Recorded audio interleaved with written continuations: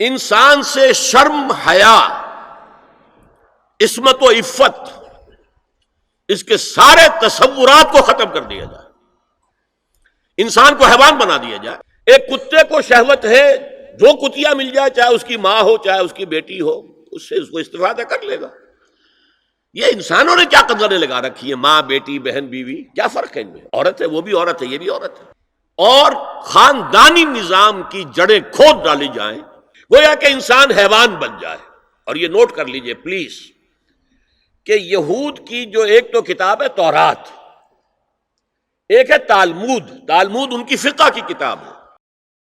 تالمود کی تعلیم یہ ہے کہ یہ باقی جتنے انسان ہیں، اصل انسان تو صرف ہم یہودی ہیں، یہ باقی جتنے انسان ہیں گوئمز، اور ان کے لیے دوسرا لفظ ہے جینٹائلز، یہ اصل میں انسان نما حیوان ہیں، انسان نما حیوان۔ اور جبکہ انسان کا حق ہے حیوان کو استعمال کرنا، ایکسپلائٹ کرنا۔ گھوڑے کو ٹانگے میں بگی میں باندھتے ہیں کہ نہیں، اور بیل کو آپ اپنے ہل میں جوتتے ہیں، اسی طرح ہمارا حق ہے تمام انسانوں کو ان کا خون چوسنا، انہیں ایکسپلائٹ کرنا، انہیں استعمال کرنا۔ اور اس کے لیے بہترین طریقہ یہ ہے کہ انہیں واقعتاً حیوان بنا دیا جائے، انسانی اقدار ان سے چھین لی جائے۔ حیوان بنیں گے تو پھر کام کریں گے ہماری مرضی کے مطابق۔ یہ انتقام یہ لوگ یورپ سے اور امریکہ سے، عیسائیوں سے بھرپور طریقے پر لے چکے ہیں۔ شرم اور حیا نام کی کوئی شے نہیں رہی، عصمت و عفت کا کوئی حساب نہیں، کوئی ذکر ہی نہیں۔ اور گواہیاں کیا ہیں؟ پریزیڈنٹ کلنٹن نے کہا تھا 2 سال پہلے یا 3 سال پہلے، وہ جو ان کی اینول سپیچ ہوتی ہے، state of the union address, اس نے کہا تھا ان قریب ہماری قوم کی اکثریت حرام زادوں پر مشتمل ہوگی۔ یہ حرام زادے کا لفظ میں نے ترجمہ کیا ہے born without any Wade lock.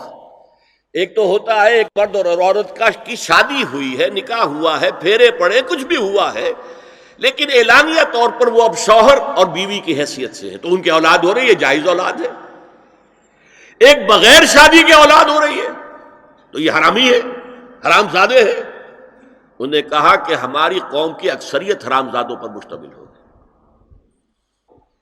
Homo sexuality, لیسبینز، gaze, اور بالکل ڈکلیئر کرتے ہیں، پادری ڈکلیئر کرتا ہے میں گے ہوں، سینیٹر ڈکلیئر کرتا ہے میں گے ہوں، انہیں کوئی شرم ہی نہیں، اس کے اندر کوئی حجاب نہیں، اعتراف کرنے کے اندر کہیں بھی کسی طرح کی رکاوٹ نہیں، ہچکچاہٹ ہی نہیں۔ جنسی لذت ہر طریقے سے حاصل کی جا سکتی ہے۔ زنا بالرضا ہو تو کوئی جرم ہے ہی نہیں، ہاں زنا بالجبر ہو تو جرم ہے۔ کہ یہ مغرب یہودیوں کی سازش کے تحت اور امریکہ کی عظیم قوت کو استعمال کرتے ہوئے، سول سپریم پاور آن ارتھ، آج یہ ہمارے گرد گھیرا تنگ کرتے چلے آ رہے ہیں کہ ہمارا معاشرتی نظام بھی تلپٹ ہو جائے، درہم برہم ہو جائے، ہماری اقدار بھی ختم ہو جائیں، ہمارے ہاں بھی عورت اور مرد بالکل برابر ہونے کے مدعی ہو کر میدان میں آ جائیں، عورت مرد بن جائے، مرد عورت بن جائے، مردوں کی شادیاں ہو جائیں کہ ایک مرد شوہر اور ایک مرد بیوی، اور رجسٹر ہو جائے شادی۔ لیسبینز کی شادیاں ہو جائیں کہ ایک عورت شوہر ایک عورت بیوی، اور رجسٹر ہو جائے شادی۔